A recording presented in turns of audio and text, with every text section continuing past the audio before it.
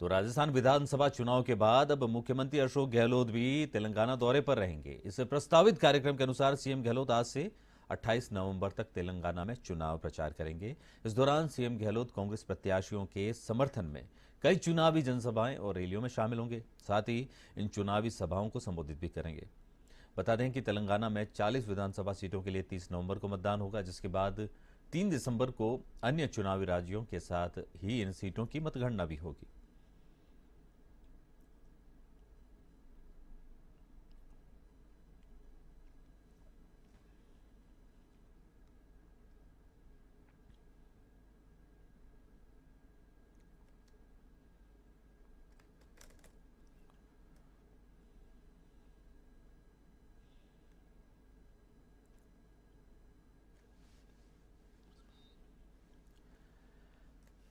तो एक तरफ भाजपा भी तेलंगाना को साधने के लिए चुनावी रण में है और मुख्यमंत्री अशोक गहलोत भी आज तेलंगाना जाएंगे और 30 नवंबर को जो तेलंगाना में वहां का चुनावी रण,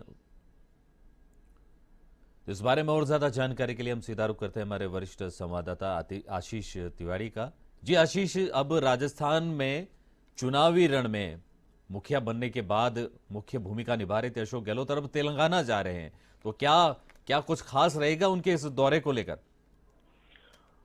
बिल्कुल विक्रम, बताना चाहूंगा कि मुख्यमंत्री अशोक गहलोत कांग्रेस के स्टार प्रचारक हैं और राजस्थान में तो उन्होंने कमान कमान संभाल ही रखी थी। लेकिन अगर बात की जाए तो राष्ट्रीय स्तर पर भी सीएम गहलोत का कद है और टॉप 5 नेताओं में वो शामिल हैं। जी। कांग्रेस के राष्ट्रीय अध्यक्ष बनने की जब बारी आई थी तब भी अशोक गहलोत का नाम टॉप पर चल रहा था। तो ऐसे में पूरे देश भर में उनकी छवि है और इस छवि का बेनिफिट उठाने के लिए कांग्रेस ने सीएम गहलोत का दौरा तेलंगाना में तय कराया है और तेलंगाना में 30 नवंबर को वोटिंग होगी।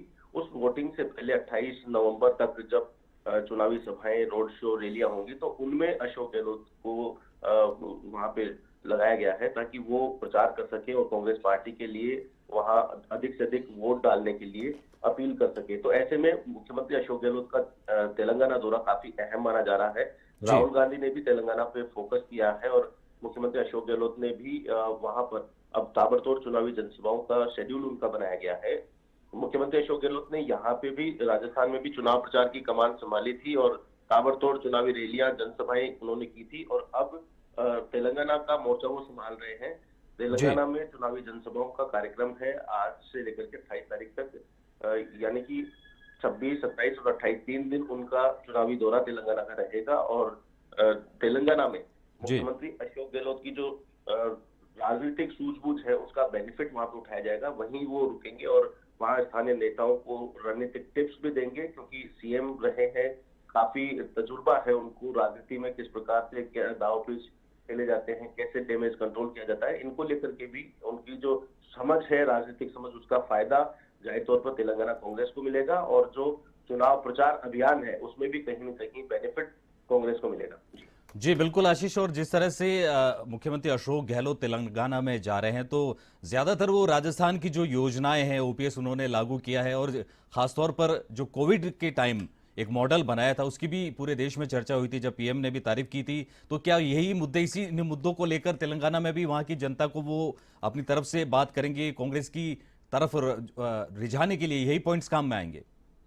जी बिल्कुल, देखिए, एक मुख्यमंत्री अगर किसी दूसरे राज्य में जाता है तो अपने राज्य की जो योजनाएं हैं जो कि पूरे देश भर में, जैसे ओपीएस का जैसे आपने जिक्र किया, तो ओपीएस एक ऐसी स्कीम है कि उसमें हर एक राज्य का कर्मचारी उससे इफेक्ट होता है। तो उस राज्य के कर्मचारी के मन में भी आता है कि यार ओल्ड पेंशन स्कीम है, उसका बेनिफिट मुझे मिले।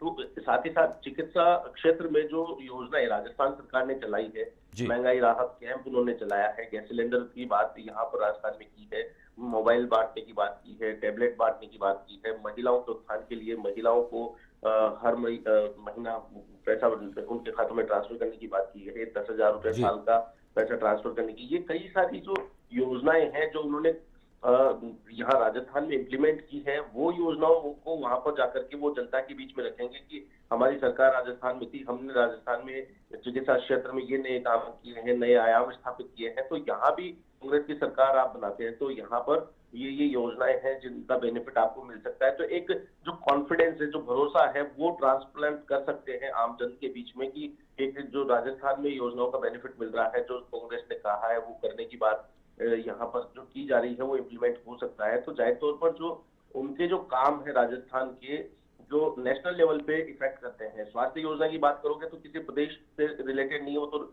ओवरऑल पूरे राष्ट्र लेवल पे स्वास्थ्य की बात करोगे तो वो टच करेगी उनको। जी कोविड काल में कोविड यहाँ भी था और वहां भी था, तो वो यहाँ से वो वहां की बातें रिलेट करेगी। जी जी कोविड में जो मैनेजमेंट किया तो वहां के लोग भी उस बात से रिलेट करेंगे कि हाँ यार, इन्होंने जो व्यवस्था की है, जो प्रदेश में व्यवस्था संभाली है, वो काफी सराहनीय थी। और उन योजनाओं का, उन जो मैनेजमेंट का जो बेनिफिट है, वो यहाँ अगर सरकार बनती है, यहाँ के नेता भी, कांग्रेस पार्टी भी यहाँ सोच सकती है ओपीएस के बारे में, चिकित्सा सेवाओं के बारे में, महिलाओं के उत्थान के बारे में। जी ऐसी कई सारी चीजें हैं जो यहाँ पर उन्होंने राजस्थान की जनता में, राजस्थान के चुनाव में जो मुद्दे थे, जो कि जनता को अट्रैक्ट कर रहे थे, वो मुद्दे अब तेलंगाना में ले जाकर के पेश कर सकते हैं, तेलंगाना की सभाओं में बता सकते हैं, ताकि तेलंगाना की जनता को भी वो समझा सके कि जो राजस्थान में हमने दिया है वैसा ही यहाँ पर भी हो सकता है। जी जी विक्रम। जी, बहुत बहुत धन्यवाद आज से तमाम जानकारी के लिए। आशीष तिवारी हमारे वरिष्ठ संवाददाता बता रहे थे कि अशोक गहलोत अब राजस्थान के रण में मुख्य भूमिका निभाने के बाद तेलंगाना के लिए रवाना हो चुके। आराम नहीं किया है। कल मतदान का प्रतिशत काफ़ी अच्छा रहा और जिस तरह से उन्होंने राजस्थान के रण में भूमिका निभाई है, तो अब उम्मीद की जा रही कि तेलंगाना में भी कुछ खास